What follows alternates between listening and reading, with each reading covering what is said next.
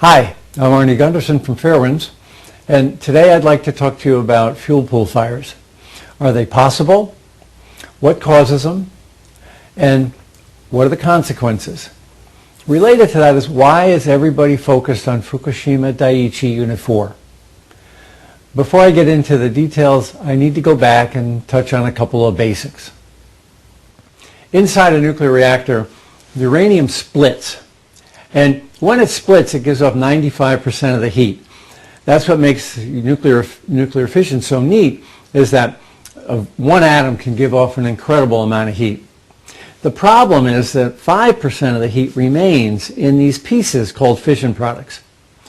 That heat gradually decays away over 5 years, but for at least 5 years, these pieces, these fission products, have to be cooled.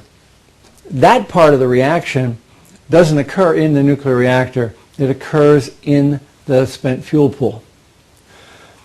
Remember now that the uranium is in a pellet about the size of my pinky. And these pellets are put into about 12-foot long rods. And the rods are made of a material called zircaloy. And that's the problem. Zircaloy can burn in air if it gets hot enough. And it's called pyrophoric. So when it starts to burn, water cannot put out the combustion. Now, these pellets and rods are put into bundles. The bundles are about that big and 12 feet high. And those bundles are then lifted out of the nuclear reactor and put into the spent fuel pool. Now, we know zircaloy can burn. Back in April of 2011, Fairewinds put a video up where we showed a single zircaloy rod burning in air. And on that video, you can actually see the piece of zircaloy bouncing across the tabletop. And it was combusting on its own. There was no flame, and it was basically burning in air with no internal source of heat. The question is, can that happen in a nuclear fuel pool? And what is it about Fukushima Daiichi Unit 4 that has everyone concerned? There are 4 reactors in jeopardy at Fukushima Daiichi, but everyone's attention now has been focused on the fuel pool at Fukushima Daiichi Unit 4. Why is that? Well, in the Mark I design, there is no containment over the fuel pool. That means that if there's a problem in the fuel pool, there's nothing to trap the radiation and prevent it from going airborne. At Fukushima Daiichi Unit 4, though, an entire nuclear fuel core had just recently been removed from the containment, from the nuclear reactor, and was put into the spent fuel pool. That's what makes Daiichi Unit 4 unique. It's got an entire nuclear core out of the reactor, out of the containment, and in the fuel pool. Related to that, though, is the fact that Fukushima Daiichi 4 is also damaged. There's a bulge in the bottom of it, and I believe it's something called a first mode Euler strut bulge, and it clearly is an indication of a seismic damage. This is not something that happened from the explosion. The building has been damaged from a seismic event. So Daiichi Unit 4 has an entire nuclear core out of the containment in a spent fuel pool, and the building it's housed in has been previously damaged by the explosions in the building and by the seismic events that occurred since March 11th of 2011. That's why all eyes in the world are focused on what's going on in Fukushima Daiichi Unit 4. The Nuclear Regulatory Commission wanted to know if a fuel bundle can burn in air too, and they commissioned Sandia National Labs to run a test. Just by coincidence, the test was done about 2 weeks before the Fukushima Daiichi accident. Now, this was a test of a nuclear fuel bundle, but I need to be clear, there was no spent nuclear fuel in the bundle. The heat from the pellets was simulated using electric resistance heaters, pretty similar to what you've got inside your toaster. So this was a test to create the same amount of heat that the fuel pellets would create, but it was done with electricity, not with spent nuclear fuel. Other than that, though, the fuel bundle was identical to the bundle that's in a nuclear fuel pool. Now, this is a 5-hour video that we've condensed down to about 1 minute. The screenshots that we've taken for this show in the upper left a picture of a fuel bundle with wires going into it. That's the electricity that's designed to heat the fuel, and wires coming out, those are monitoring wires.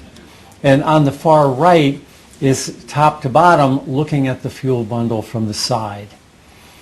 There's an enormous amount of data collected in these 5 hours, and all of it is on the Sandia site, which we link to from this Fairwind site. The first video shows a bundle immediately before the heat was applied. Shortly after is the same bundle, the heat is on, and it's already beginning to smoke. A little further on is the bundle again, smoking considerably. Well, where there's smoke, there's fire. The last one in the sequence shows the bundle on fire. Now, what you're seeing is zircaloy burning in air. There was no match applied to start this fire. It just got hot enough so that it began to combust of its own volition in air.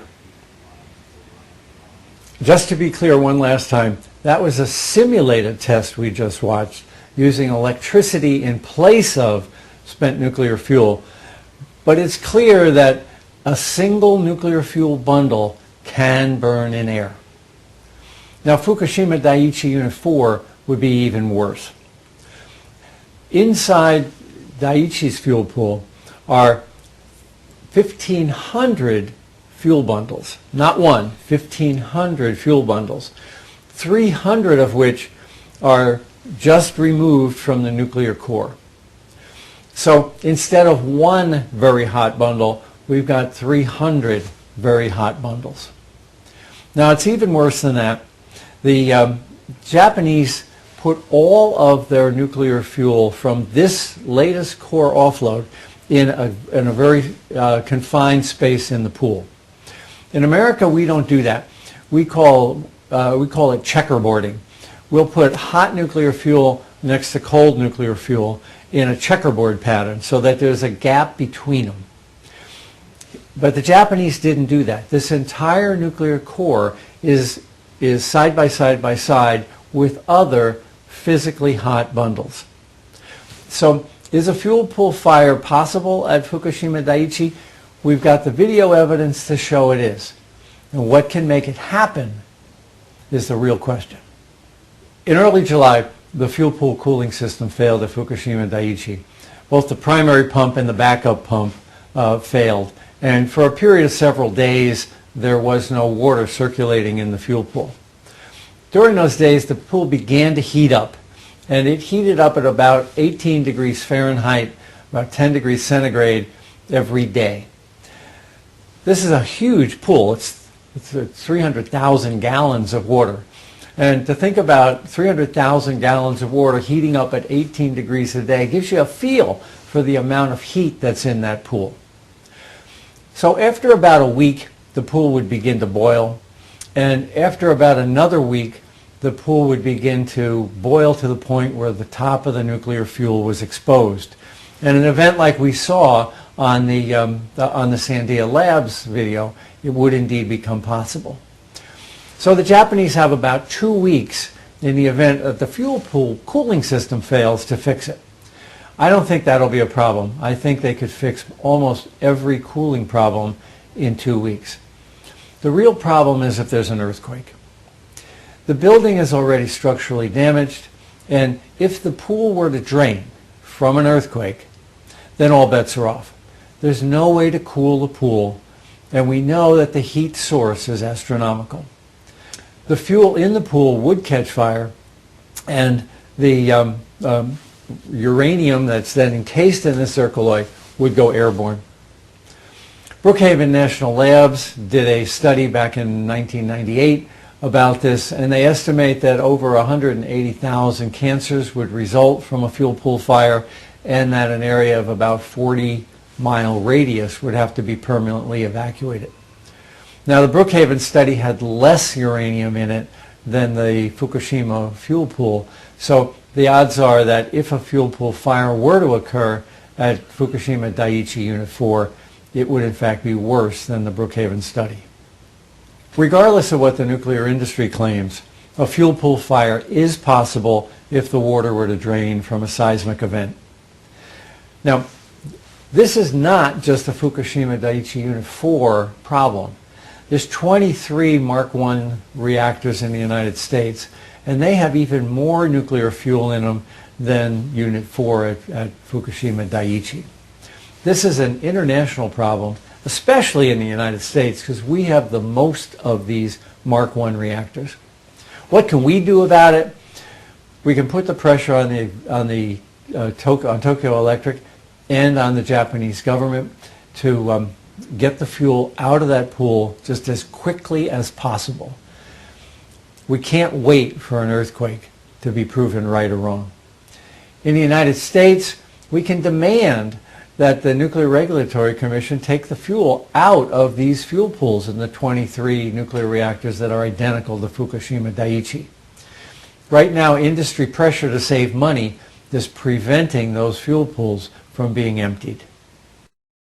Fairewinds Energy Education has tried to bring forward several really important worldwide technical issues since the accident at Fukushima Daiichi.